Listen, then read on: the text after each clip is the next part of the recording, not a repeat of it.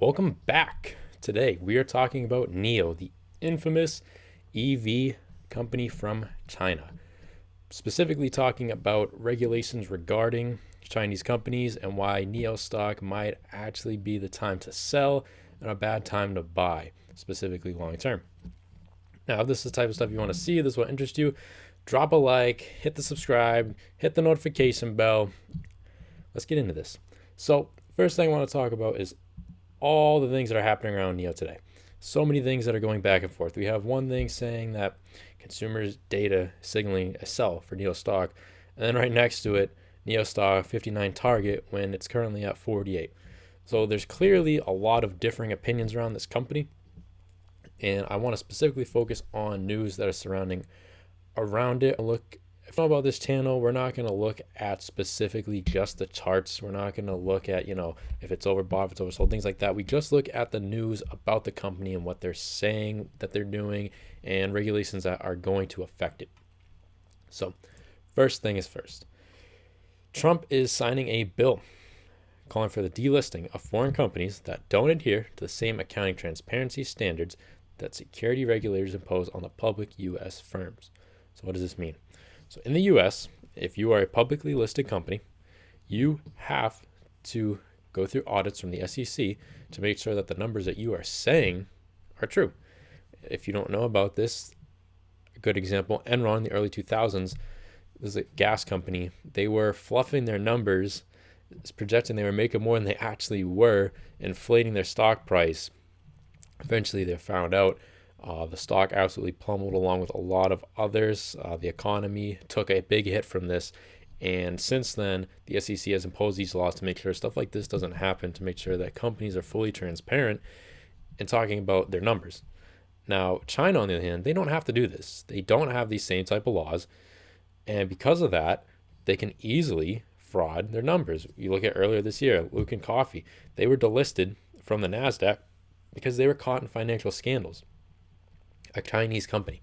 They don't have to adhere every quarter to these audits like a U.S. company does. Since February of 2019, 16 Chinese companies have delisted from the U.S. stock market. Now, does this mean that NIO's fluffing the numbers? That mean NIO's automatically going to get kicked off? No. There are multiple other Chinese companies on the U.S. stock exchange, and they do have time to get their numbers in track, to present themselves to the SEC to make sure everything is in line. However, that doesn't mean that just because they bring it to them that it's going to pass. If the SEC finds something that doesn't add up right then and there, you can get delisted from the SEC. From the stock market. And those who are invested in this, they're going to lose out on everything, because it doesn't quite work the same as when a stock, takes a hit. Oh, they're down, 50%. Oh, because of bad news, whatever it is. They're off. They're gone. It's completely gone from the market. And because of that, you as the investor are also completely out, especially an average investor like ourselves, where we're not a big name in these companies. We're not going to get anything for this. You lose money. And so because of that, that is one reason personally I am not invested in NIO, because of this exact reason. They are not transparent with their numbers to the US standpoint. And if you know anything about history, it is shown that companies will gladly lie to increase their stock price. But that's not the only reason. Another reason, this is from Investopedia. The author is Vandita Jadahida. I'm sorry if I mispronounced that. I have a lisp. Anyways, NIO, if you don't know, they're up over 1,000% this year. What the story breaks into. However, that doesn't necessarily mean that the demand for the EVs is there. If you look in the US this year, especially, we've seen an actual decrease in the demand for EVs. Now, Europe and China specifically are the ones that are leading the way in the EV markets. They have the most demand for these, and China's trying to be the face of the EV market. They're trying to become leaders, which, they really are compared to the US. The US, our biggest competitor is Tesla, which is, a great company, but compared to what's going on in China, they're really dominating right now if you don't know much about the EV space. So they're really on their way to do just that. However, that doesn't mean the demand is necessarily there to sustain the type of stock growth that we're seeing. We're seeing declines in the revenue and demand from previous quarters. And I think a big part of this, though, isn't so much the demand for EVs. I think it's more or less the demand for vehicles in general. We're at a weird point where you don't know if you're going to have your job next week.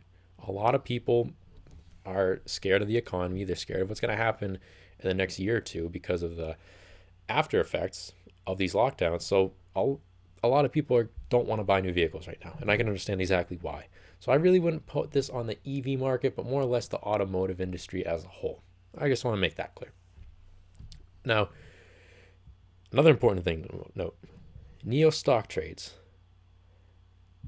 26 times projected 2020 revenue versus Tesla, which is 12. So that's more than double what Tesla is doing. That is a lot of speculation. That's so much speculation right there.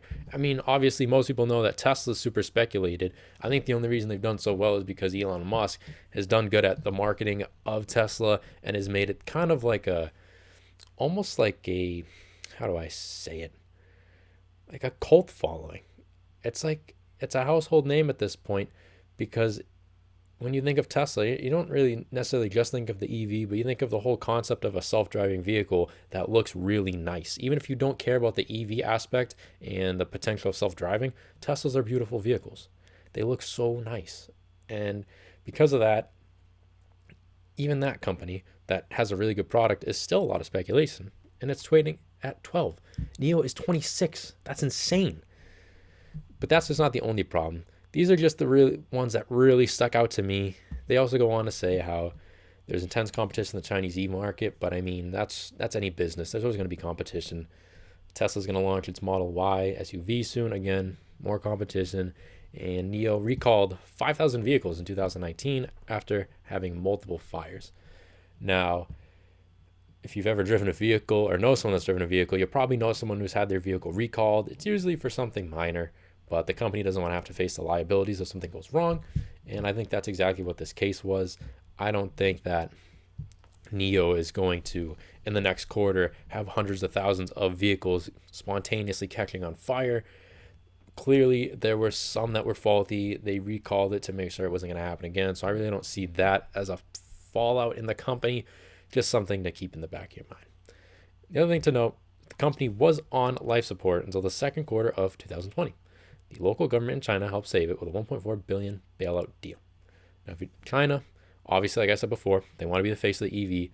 And since NIO is such a big company in China, they're willing to work with them to make sure that they succeed. They want this company to do well. This really is the leader of EV in China, NIO, and they want to help them succeed. So I do think that is a good part of NIO's company. They have that Chinese government backing behind them that wants them to succeed, wants them to be a global distributor of EV vehicles.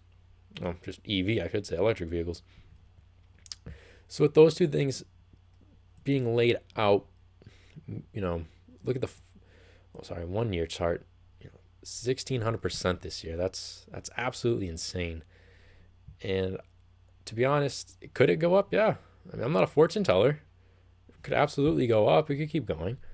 Do I think it's a good long-term play right now with what's going on? No. Until they put their information for the SEC to audit and make sure that the numbers they are saying is actually true. Personally, I'm not comfortable investing with them. We really don't know. I mean, like I've shown before, this is entirely speculation. This is them 26 times their projected revenue, what they're selling at. No market history, nothing. If you like what I'm putting out, drop a like, hit a subscribe, drop in the comment. What do you know? Thank you.